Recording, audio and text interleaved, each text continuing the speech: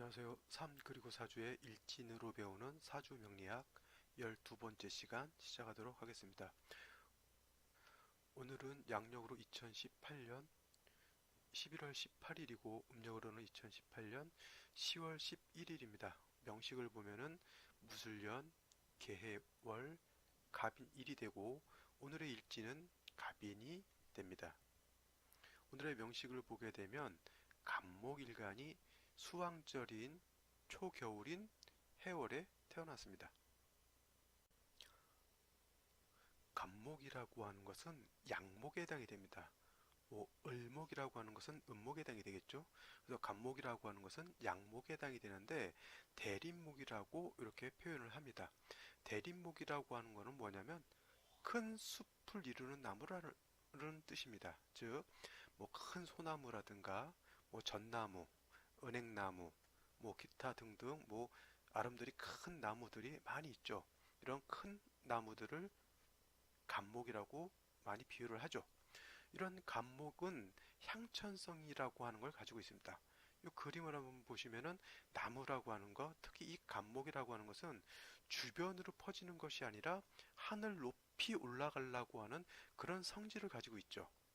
그래서 자기 자신이 가장 높이 오를 수 있다는 자부심 또는 자신이 가장 높이 있다라고 하는 자부심을 가지고 사는 게 이 갑목이에요.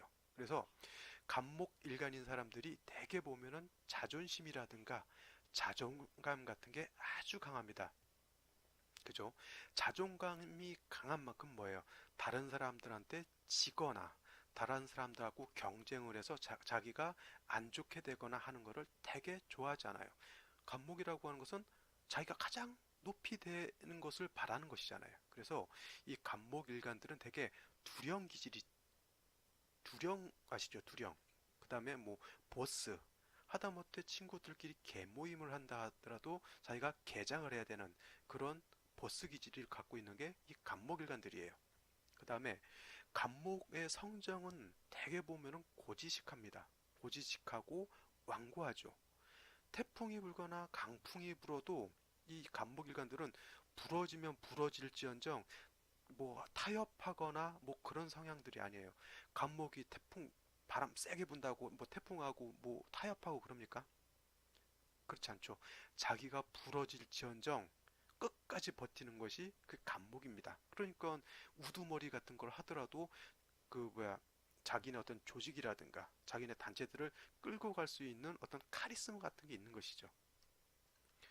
그리고 이 갑목 같은 경우는 보면은 을목 같은 경우는 보면 꽃이고 향이 나고 뭐 줄기도 연약하고 부드럽습니다. 근데 이 갑목 같은 경우는 겉으로 보기에는 되게 뻣뻣하고 강해 보여요. 나무 같은 거 뭐 소나무라든가 이게 손으로 만져보면 어떻게 돼요? 거칠거칠하죠. 그래서 이 갑목일간들이 대개 보면은 겉으로 보기엔 되게 강해 보이고 쉽게 말을 걸면은 막 톡톡 쏠 것 같고 막 이렇게 보이기가 쉽거든요. 그래서 갑목일간들이 처음에 사람을 대하거나 처음에 사람을 만나서 금방 친해지는 것이 잘 되지가 않아요. 근데 실상 내막을 보면 나무라고 하는 것은 뭐예요? 불을 피울 수 있는 그너진이 되는 게 나무, 즉 목에 해당이 되죠. 겉으로는 뭐 차가워 보이고 딱딱해 보여도 오래 두고 보거나 아니면 나무 같은 건 어떻게 돼요? 이렇게 꼭 껴안고 있으면 꼭 껴안고 있게 되면 은근히 따뜻한 온기를 가지고 있는 게 나무입니다. 똑같은 벤치라고 하더라도 나무로 만든 벤치는 앉아 있으면 온기가 생겨요. 근데 철제로 된 벤치 같은 경우는 앉아 있으면은 물론 오래 장기간 앉아 있으면 뭐 좀 데펴지긴 하겠지만 나무로 만든 벤치에 비해서 열기를 갖고 있지는 않습니다. 금이라고 하는 것은. 그래서 목이라고 하는 것 겉으로는 강해 보이고 뭐 이렇게 세 보이고 좀 몰인정해 보인다 하더라도 그 속마음 자체에는 온기를 가지고 있고 인정이 많은 것이 또 간목입니다. 인의 예지 신이라고 있죠. 그 중에서 목이 주관하는 게 인이죠, 인.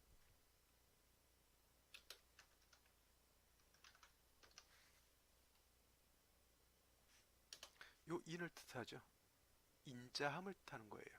그래서 이 목일간, 간목일간이건 을목일간이건 이 인자함은 갖고 있는 것이 기본입니다. 그래서 목일간들이 을목일간도 마찬가지고 이건 간목일간도 마찬가지고 남을 배려할 줄 알고 측은지심을 가지고 있어서 목일간들이 사주에 목이 세력이 있거나 아니면은 뭐 일간이 목이거나 뭐 이런 사람들이 대개 보면은 사회 사업을 한다거나 유경 사업을 한다거나 아니면 뭐 이제 자선 사업 같은 거를 하는 사람들이 되게 많고요. 그다음에 뭐 직업적인 소견으로도 뭐 사회 복지라든가 이런 거를 해도 잘 하는 사람들이 많아요. 그다음에 뭐 요식업도 괜찮을 것이고 아니면 중개, 뭐 부동산 관련된 일도 좀 많이 하는 것이 또 간목일간들입니다. 그렇다면 간목은 어떤 용도가 있을까요? 모든 만물에는 존재 이유가 있다라고 하죠. 천간식간, 갑을병정, 무기경신인 게 이 천간식간 모두가 존재의 이유가 있겠죠. 자, 그러면 오늘은 간목은 어떤 용도, 어떤 존재 이유가 있을까요? 그걸 한번 볼까요? 간목이라고 하는 것은 첫째로 꽃을 피우는 용도가 있습니다.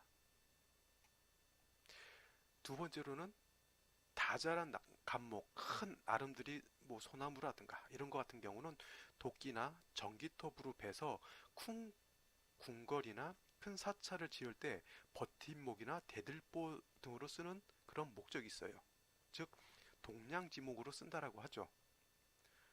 그래서 이 동량이라고 하는 건 뭐냐면 뭐 글자 그대로 동량이라고 하는 것은 뭐 대들보, 뭐 마룻대를 이제 의미하는데 뭐 이거를 약간 은유적으로 해서 한 집안이나 한 나라의 뭐 큰 기둥이 될 만한 인재를 뜻하는 것으로서 동량 지목이다, 동량지제다라는 이런 표현을 많이 씁니다. 그러면 여기서 한 가지 짚고 넘어가야 할 것은 목은 간목과 을목이라고 하는 게 있잖아요. 그러면 간목의 용도는 꽃을 피우는 용도와 동량지목으로 쓰는 버팀목이라든가 이런 걸로 쓸 수 있는 용도가 있게 되는데 을목 같은 경우는 전용하여 꽃을 피우는 용도예요. 을목은.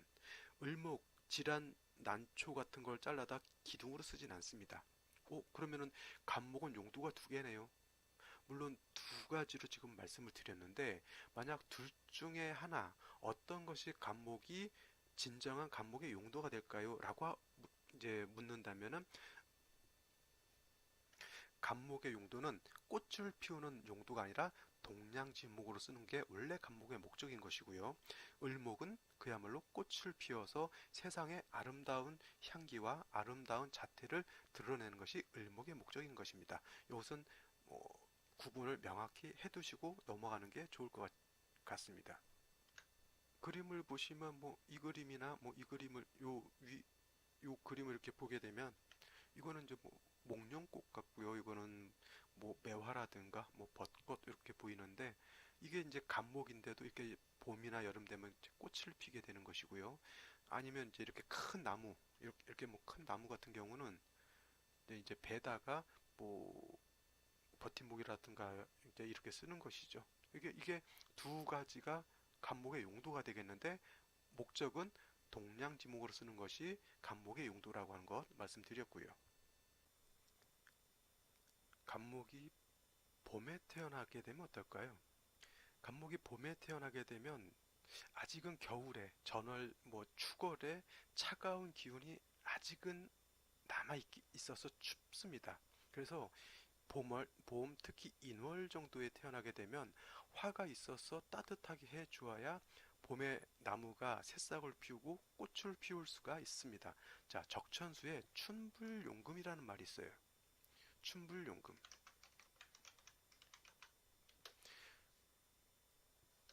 이 춘불용금이라는 말의 의미는 봄에는 금을 취용하지 않는다. 봄에 태어난 나무는 금을 용신으로 쓰지 않는다. 이런 말입니다. 그렇다면 왜 봄에는 금을 쓰지 않을까요?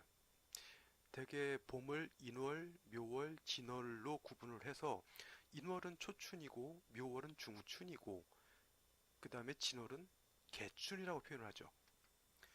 그래서 목일간, 특히 간목일간이 인월이나 묘월이나 진월, 초춘, 중춘, 개춘 이렇게 태어나게 되면 목일간, 간목일간이 굉장히 왕할 때 태어난 것이죠.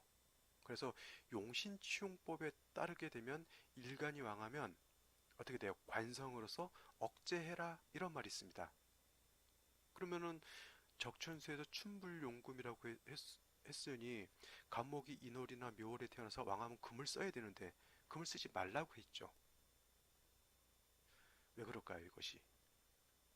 이것은 봄에 목이 왕성하긴 해도 왕성한 세력은 갖고 있다 하더라도 이때 목은 그냥 아름드리 큰 나무로 보는 것이 아니라 눈목으로 보기 때문에 그래요. 눈목. 눈목이라고 하는 건 뭐냐면 어린 새싹 같은 거를 말하는 겁니다. 여기 그림 보이시죠? 금방 이렇게 그 여리고 여린 이렇게 이파리가 나거나 아니면 나무 같은 데서 뭐 벚나무라든가 이런 나무에서 새순이 돋고 새꽃이 피는 거죠. 이거 봄에 이렇게 새순이 돋고 새꽃이 피게 되는데 이런 것을 눈목이라고 하는 거예요. 혹시 녹차 좋아하시는 분 있으신가요?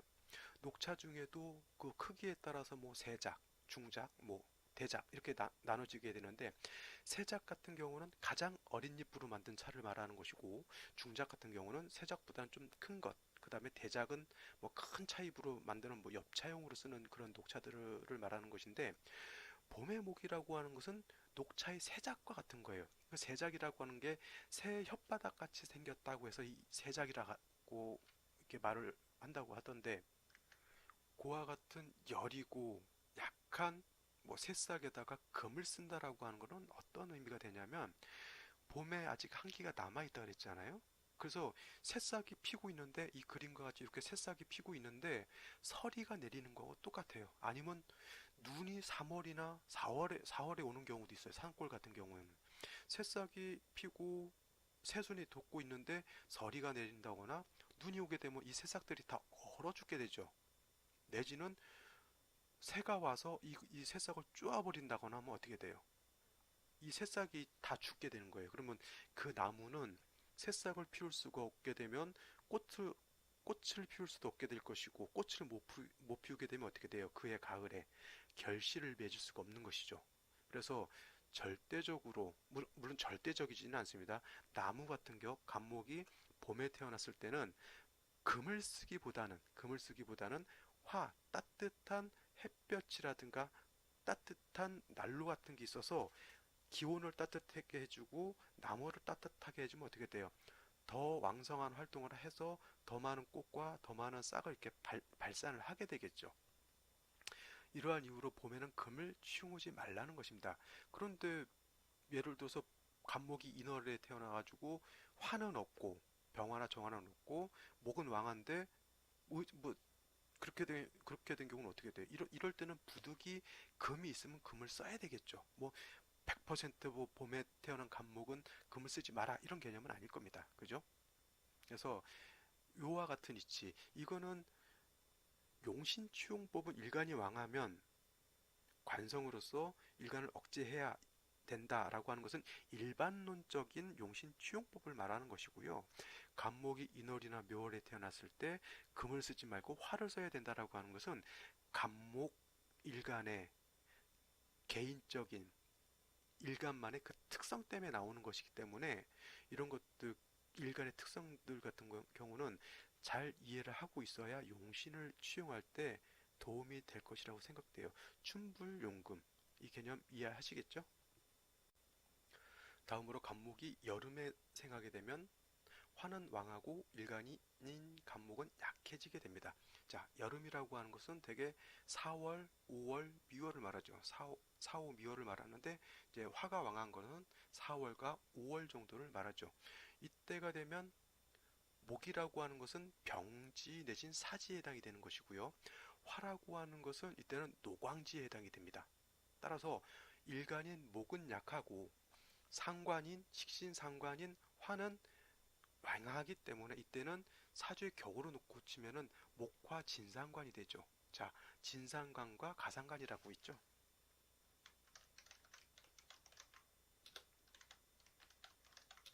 진상관이라고 하는 것은 진짜 상관, 그죠? 그래서 일간이 약하고 상관이 왕한 것을 말하는 것이고요.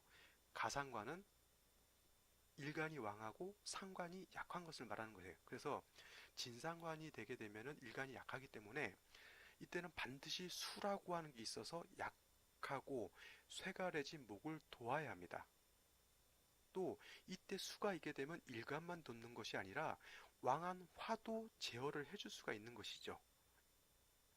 지난 여름 같은 경우가 수십 년 만에 기록적인 폭염이라고들 해서 굉장히 더웠던 한 해였던 걸로 기억이 되는데, 이렇게 날은 뜨거운데 비가 오지 않고 뭐 강이 마르고 되면 어떻게 돼요? 농과 밭에 물을 댈 수가 없으면 어떻게 돼요? 농사가 를 짓기가 굉장히 힘들어지겠죠. 또 이때 뭐 산이나 들에 나무 같은 걸 보면 어떻게 돼요? 나무가 축 처져가지고 생기도 없고 다 말라 비틀어지죠. 심하면 이제 나무가 말라서 이제 고사할 수도 있는 건데, 이때 뭐 하늘에서 이제 갑자기 뭐 비가 쫙 내려오게 되면은 희뿌연 먼지라든가 이런 것도 싹 쓸어서 내려가게 되고, 그 농작물 같은 논에 농작물 크고 있는 논에도 물이 이렇게 싹 고이게 되면 그 말랐던 이파리와 말랐던 줄기들이 다시 이렇게 생기를 얻게 되는 것이죠. 이와 같이 여름에 태어난 목은 뭐 똑같습니다. 간목이나 을목이나 이건 뭐 기본적으로 목이라고 하는 것은 똑같은 것이기 때문에, 여름에 태어난 목이 물이 없다라고 하면 어떻게 되냐면 사막에 사는 선인장과 같아지는 거예요. 그 사막에 있는 선인장은 이파리가 가시같이 돼버린 거죠. 물이 없으니까 자기가 이 체내에 갖고 있는 수분을 뺏기지 않기 위해서 이파리를 가시처럼 만든 거예요. 그래서 대개 여름에 태어난 간목 일간이나 을목 일간이 수기가 부족하게 되면 사람들이 꼭 선인장과 같아요. 톡톡 쏘는 듯한 그런 느낌이 들고, 어떻게 돼요? 내 물을 남한테 뺏기지 않으려고 하는 그런 좀 성향이 굉장히 강하죠. 그래서 여름에 수기가 부족하게 되면 좀 욕심이 많습니다. 이거는 왜냐하면 자기도 먹고 살아야 한다라고 하는 어떤 잠재의식과 강박관념 같은 것이 있기 때문에 그렇죠. 그래서 하절인 여름에 간목이 태어나게 되면 반드시 수가 있어서 목을 생조해야 되고요. 그 다음에 화를 제어하는 것이 바로 수의 가장 필요한 용도가 될 것입니다. 그래서 수가 없는 가불목은 살기가 굉장히 어려워질 것입니다. 그죠? 이 적천수에 화치승룡이라는 말이 있습니다.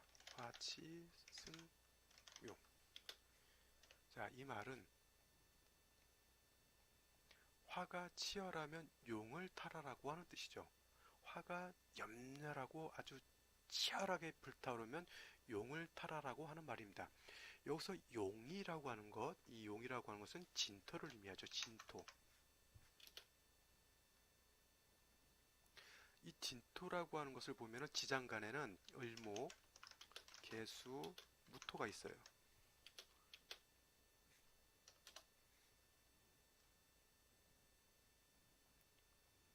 그래서 이 진토라고 하는 개념은 뭐냐면, 진토 안에는 을목도 있고 개수가 있습니다. 즉, 진토의 핵심은 뭐냐면 습기를 가지고 있다라는 거예요. 물기를 가지고 있는 땅입니다. 그래서 이 진토 같은 개념은 어떤 개념이냐면, 바닷가 같은 데 가면 고운 뻘 같은 거 있죠. 아니면 강가나 이런 데 가보면 습지 같은 게 있습니다. 이 진흙 같은 것이 뭐 돌 같은 게 섞이지 않고 굉장히 부드러우면서도 물기를 자작자작하게 가지고 있는 것이 이 진토에 해당이 돼요.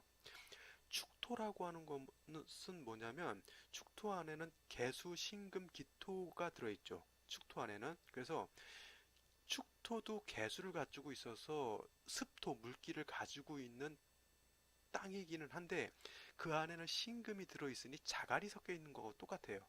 그죠? 근데 수거리라고 하는 것은 계절로 놓고 보면은 겨울에 해당이 됩니다. 자, 물과 자갈이 섞인, 모래 자갈이 섞인 땅이 겨울에 얼어 있는 거하고 똑같아요. 근데 진토는 어떻게 돼요? 진월은 5월이잖아, 4월이죠. 4월 정도 되죠. 그러니까 땅도 온기를 갖고 있습니다. 물기도 가지고 있고. 그래서 한여름에 가뭄이 극히 심하게 들어도 이 진토에는 습기를 가지고 있기 때문에 나무가 그 진토에는 뿌리를 두고 살 수가 있는 것이죠. 자, 이 그림을 잠깐 볼까요? 여기가 아무래도 오아시스 같긴 한데, 물론 이 물은 진토는 아니겠죠. 뭐 요 근처 이렇게 살짝 있는 요런 부위가 뭐 진토로 이렇게 볼 수가 있을 것 같은데, 전체 국세는 화가 염렬해서 사막화되어 있죠. 이런 데서는 나무가 살 수가 없어요. 이렇게 모래 같은 데서는 물기가 없기 때문에. 모든 만물이라고 하는 것은 물이 없으면, 수기가 없으면 인체의 세포를 만들 수가 없죠. 그래서 반드시 물이 있어야 만물이 살 수가 있는데, 이러한 사막 같은 데서는 어떤 나무도 살 수가 없습니다. 근데 물이 있는, 물과 흙이 이렇게 자작자작하게 있는 데는 이렇게 이게 풀 같은 것이 이렇게 자랄 수가 있는 것이죠. 이러한 개념이 진토라고 하는 개념이에요.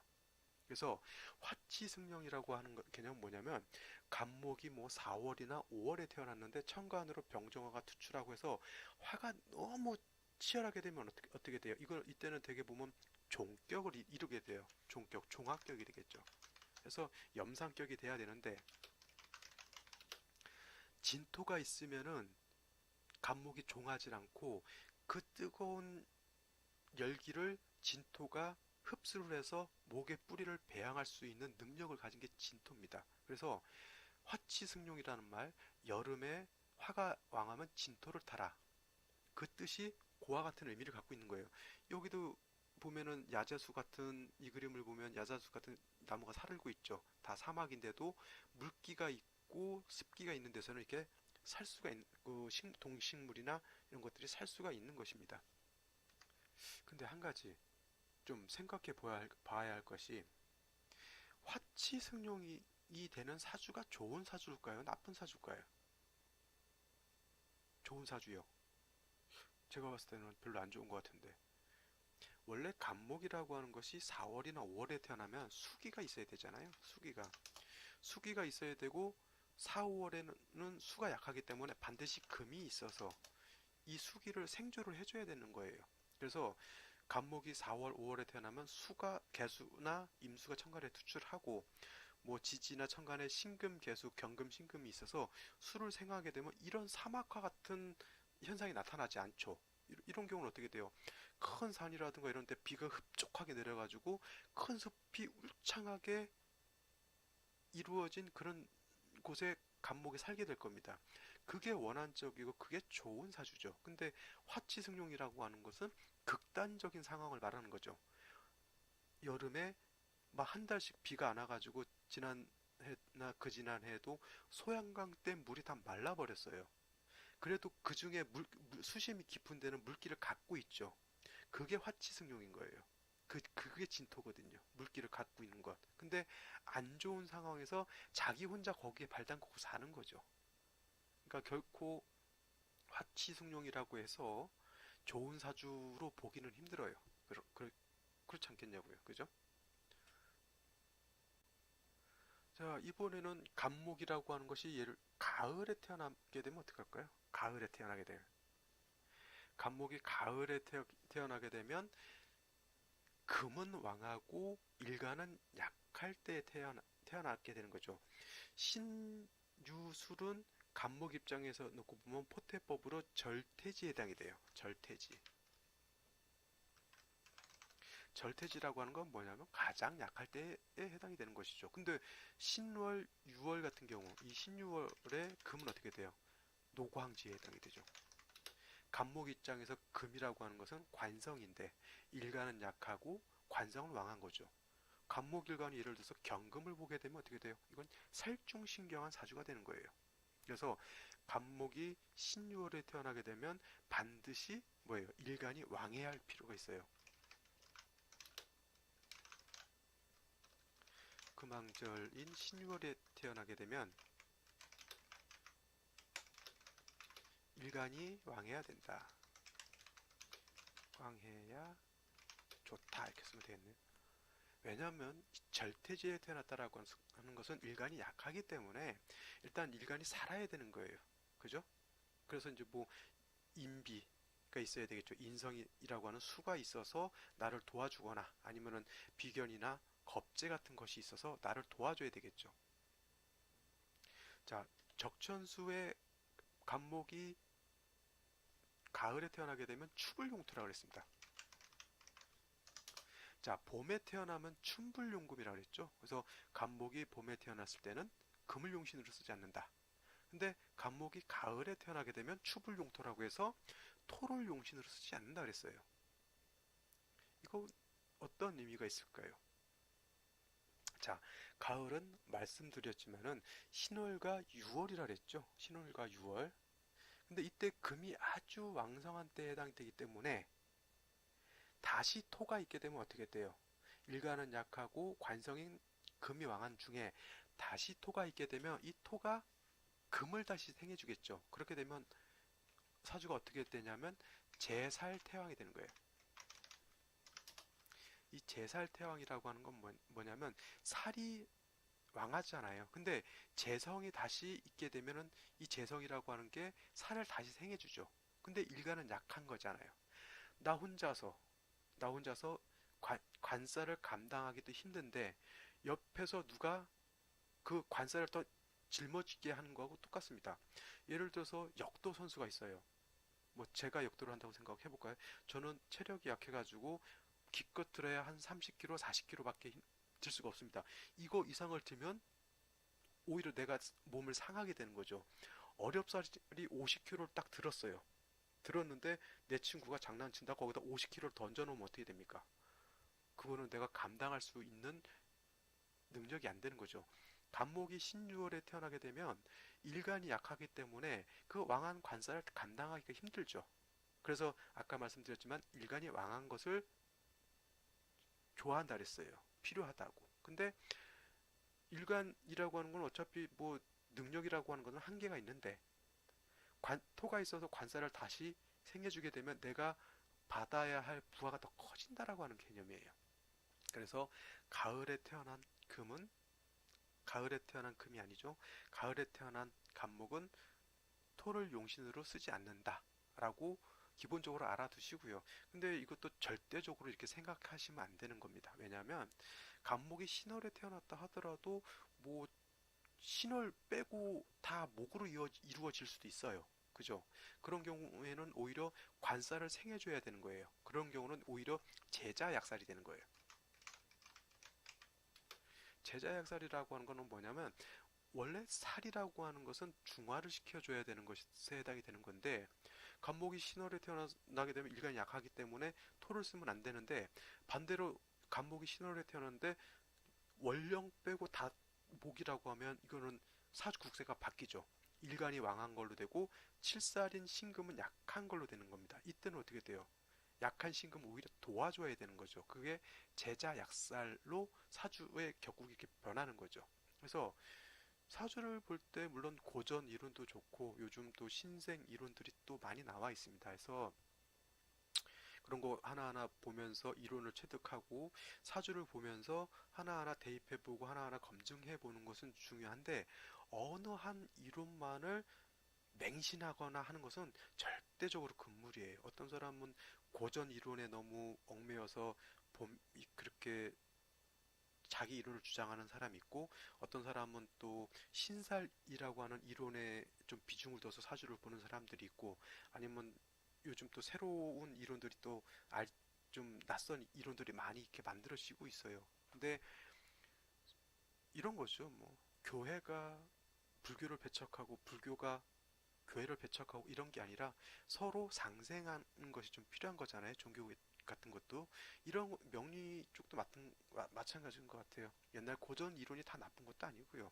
요즘 신생 이론이 다 옳은 것도 아니잖아요. 그죠? 서로 중요한 것은 이 이론을 서로 조화를 시키는 것도 필요하고요. 그 다음에 사주를 보면서 이거를 절대적으로 검증할 필요가 있는 것이죠. 근데 이것을 한 개인이 검증하고 하기에는 굉장히 좀 어려움이 많습니다.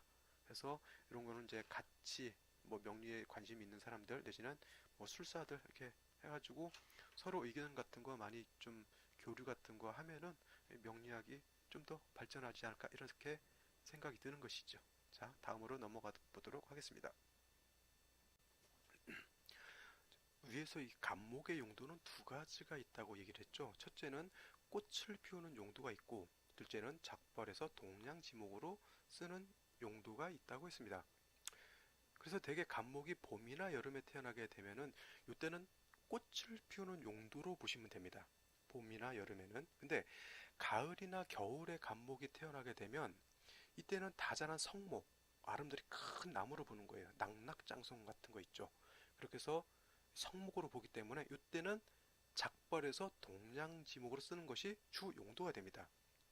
따라서 간목이 뭐 신월이나 6월에 태어나서 일간이 왕하다고 하면 이때는 칠살인 경금으로서 간목을 작벌해서 동량지목으로 쓸 수가 있는 겁니다. 예를 들면 간목이 신월이나 6월에 태어나서 지지로 뿌리가 있고 칠살인 경금이 천간에 투출을 하고 또 정화라고 하는 게 있어서 천간으로 드러나게 되면 이때는 뭐라고 하냐면 신왕살구 유제라고 해요.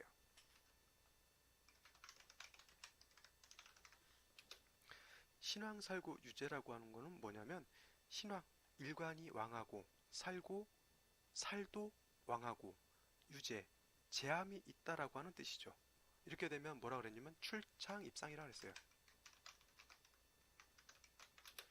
나가서는 명장이 되고 들어와서는 명재상이 된다 라고 하는 뜻이죠. 그런데 간목이 신월이나 6월에 태어나서 예를 들어서 갑인일주에 뭐 정묘시가 된다라고 하면 이거는 일간이 왕한 걸로 놓고 볼 수가 있는데, 예를 들어서 일간이 지지로 뿌리가 약하다고 하면 어떻게 돼요? 이때는 진짜 쌀이때 같이 얇디 얇은 그런 것으로밖에 볼 수가 없죠. 이런 거는 어떻게 돼요? 배다가 대들보를 쓸 수가 없어요. 이런 거는 기껏해야 화목 내지는 부지깽이로밖에 쓸 수가 없는 것이죠. 그래서 먼저도 말씀드렸지만 간목이 가을에 태어나게 되면 그래서 일간이 좀 왕해야 능력이 좀 출중한 사람이 될 수 있다 이렇게 보는 것이죠. 자, 다음은 이제 겨울에 태어나면 어떻게 될까 한번 볼까요? 간목이 겨울에 태어나게 되면 이때는 수가 원령을 얻어서 세력을 가질 때에 해당이 됩니다. 그래서 수는 너무 많게 되면 수다목부 내지는 수범목부가 돼서 나무가 물에 떠내려가겠죠. 수다목부 내지는 수범목부라고 하는 건 뭐예요? 수가 많아서 나무가 뜨거나 수가 홍수가 나서 범람을 해서 목이 떠내려간다라고 하는 뜻이에요. 자, 논에 가보면 개구리밥 있죠. 개구리밥. 그거를 부평초라고 하는데 뭐 옛날에 부평초라고 하는 노래도 있었다고는 하는데 저는 잘 모르겠고요. 이 부평초가 뭐냐면 물 위에 떠 있는 그 개구리밥을 이게 말하는데, 얘네들은 뿌리가 땅까지 내려가지 않아서 물 위에 떠 있잖아요. 그래서 이 부평초는 바람이 불면 부는 대로, 물결이 치면 치는 대로 왔다 갔다 이게 떠돌아다니죠. 목이 해월이나 자월에 태어났는데 천간으로 임계수가 투출해가지고 너무 수가 왕하게 되면 이 부평초와 같이 돼요. 떠내려가거나 떠돌아다니면서 사는 거죠. 옛날로 치면 뭐 장돌뱅이, 요즘 같으면 뭐 역마살이 있어서 막 떠돌아다니는데 꼭 역마가 있어서 떠돌아다닐 수도 있지만은 이렇게 사주국세가 떠돌아다닐 수밖에 없는 그런 사주들이 있죠. 한 곳에 정착이 잘 안 돼요. 이렇게 수범목부 내지는 수다목부가 되면, 서에 뭐라 그랬냐면 수다목부가 되면 죽어도 관각이 없다 그랬어요. 관각이라고 하는 것은 관을 말하죠. 옛날 같으면 떠돌아다니다 비명행사 하게 되면 어떻게 돼요? 뭐 누가 요즘 같으면야 뭐 국가에서 데려다가 갔다가 잘 화장도 시켜주고 하지만 옛날에는 그냥 돌 쌓아놓거나 아니면 거적대에 이렇게 덮어놓거나 그게 다 그 정도밖에 안 됐잖아요. 그래서 수범목부 하게 되면 정착을 못하고 떠돌아다니다가 비명 행사하더라도 이제 사람들이 이제 모르고 그렇게 되는 거죠. 뭐 그래서 어, 간목이 해월이나 자월 이 겨울에 태어났을 때는 수가 너무 많은 것은 좋지 않다라고 하는 것. 물론 수라고 하는 게 인성으로서 간목을 생해주지만은 겨울은 원래 물이 왕한 계절이기 때문에 다시 수가 많아질 필요는 없겠죠. 그죠? 다음으로 적천수에는 뭐라고 했냐면 수탕기호라고 했어요. 수탕기호. 수탕기후라고 하는 거는 뭐냐면 수가 탕, 이게 탕이라고 하는 건 뭐냐, 질펀하고 많아진다라고 하죠. 물이 많아서 질펀해지는 거를 말하는 거죠. 그래서 물이 너무 많아지게 되면은 호랑이를 타라라고 하는 그런 말이에요. 자, 여기서 말하는 호랑이는 뭐냐면 인목을 말하는 거예요. 지지인목. 간목이 해자월에 태어나서 임계수가 투출하고 이렇게 범람하게 되면은 나무가 뜨게 되는데 지지에 인목이 하나 있게 되면 어떻게 되냐면 간목이 그 인에 뿌리를 내릴 수가 있죠. 통근론에서 보면은 목이라고 하는 게 가장 뿌리 내리기가 좋은 것이 인목과 묘목이잖아요. 그죠? 그래서 물이 많아도 인목이 있게 되면 나무가 떠내려가지 않아요. 자, 요런 거 같죠? 요 그림을 한번 보시면 다 물이 있는데 나무 하나만 딸랑 있죠. 물이 더 많아지면은 뭐 잠기겠죠. 나무가 뭐 이따가 뭐 어떻게 될지 몰라도 이게 나무가 물이 많아도 인목이 있다라고 하는 것은 지지로 뿌리를 튼튼하게 내리고 있기 때문에 큰 물이 와도 버틸 수는 있다는 얘기죠. 이런 그림도 마찬가지죠. 근데 아까도 화치승룡에서도 말씀드렸지만 이 숱한기후라고 하는 개념이 좋은 사주일까요? 나쁜 사주일까요? 안 좋겠죠. 그죠? 이것도 결국 안 좋은 사주인데 그나마 부목되지 않고 살려면은 지지에 인목이라도 하나 있어야 좋다라고 하는 그런 충고의 말인 걸로 저는 이렇게 들리거든요. 자, 그 다음에 지지로 인목이 있다라고 한 건 뭐냐면 인중에는 병화가 들어있잖아요. 그죠? 병화가 들어있어서 그 왕수를 인목이 설기를 해서 인중 병화를 생하게 되면은 그래도 조우를 좀 할 수는 있어요. 근데 지지로 묘목이 있는 것은 어떻게 돼요?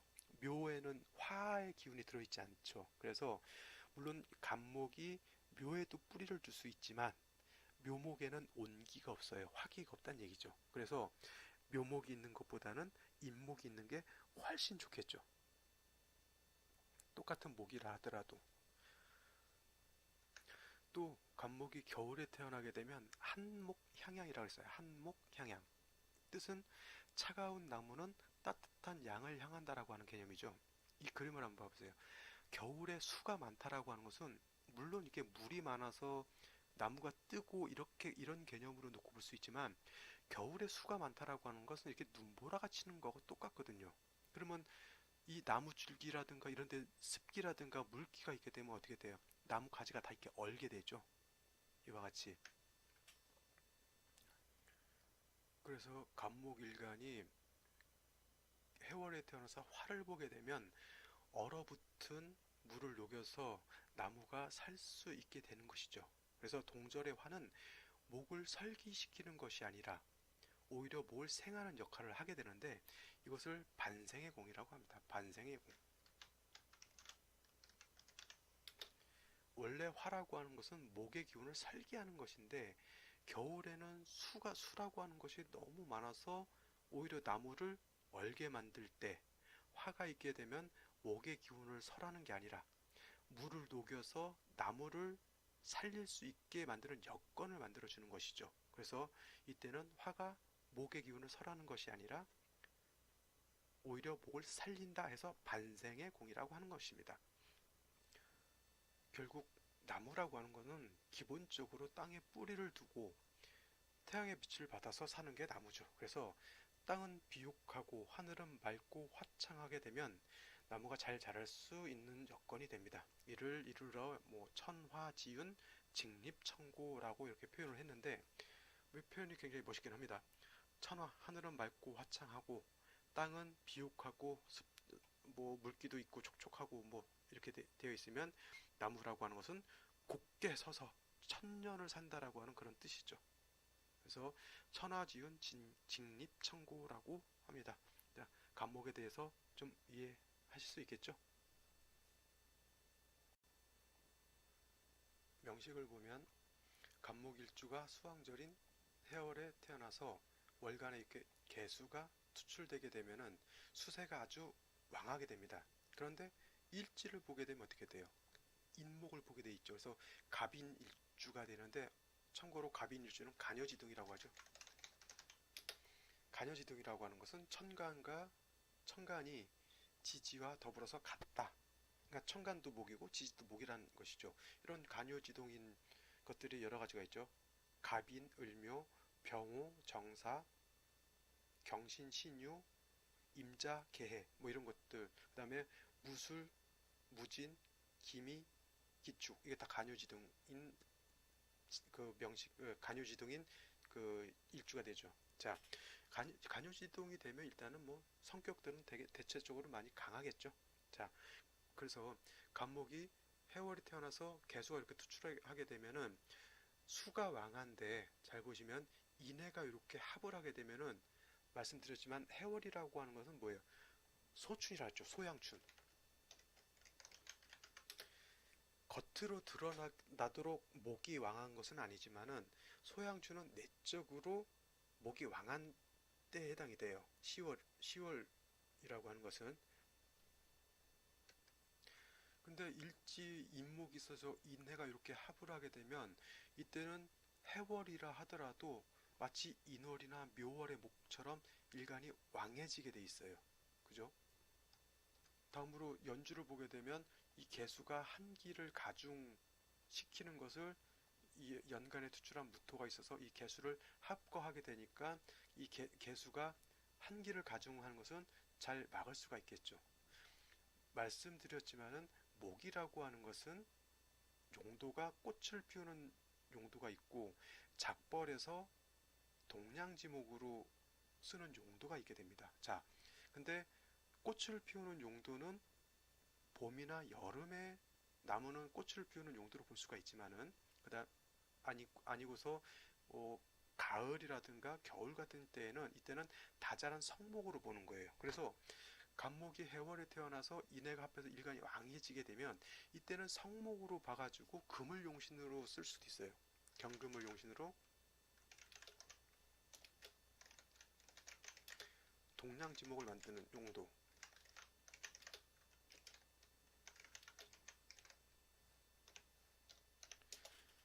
그렇지 않으면 아무리 해월에 인해가 합해서 목이 왕하다 하더라도 겨울이기 때문에 화를 봄으로 인해서 목화통명을 이루는 용도도 있겠죠.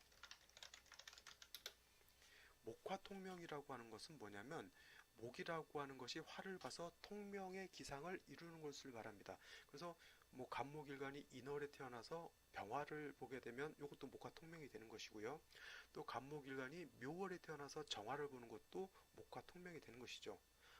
이 해월에 태어나서 화를 보는 것도 똑같이 목화통명이 되는 이치는 똑같습니다. 그래서 간목이 해월에 태어나서 오늘의 명식과 같은 경우는 목이 왕하기 때문에 경금으로서 목을 작벌하는 용도도 괜찮고요. 그 다음에 화를 보아서 목화통명의 기상으로 쓰는 것도 나쁘지 않게 보이죠. 생시가 병인시가 되면 어떻게 될까요? 병인시.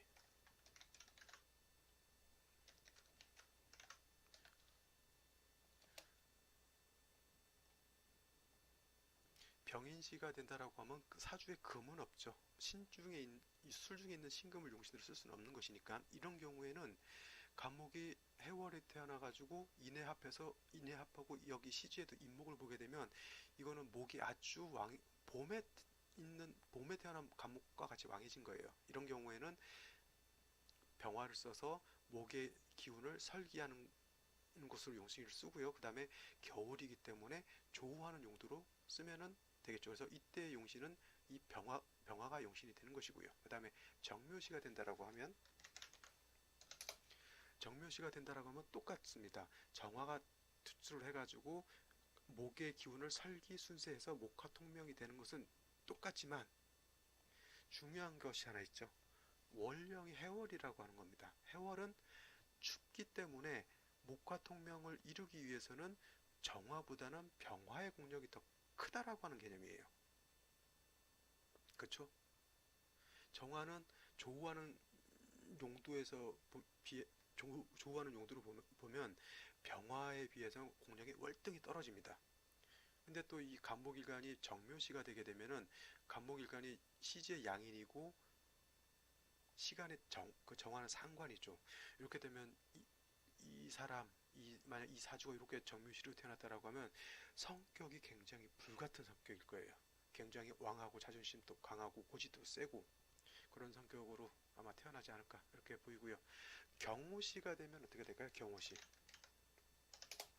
경호시가 되면 이때는 오시가 되면 인에도 합하지만 요거 화가 있게 되면 뭐 오중정화도 있고 인중에 있는 병화도 있기 때문에 조우의 공력도 있게 되고요.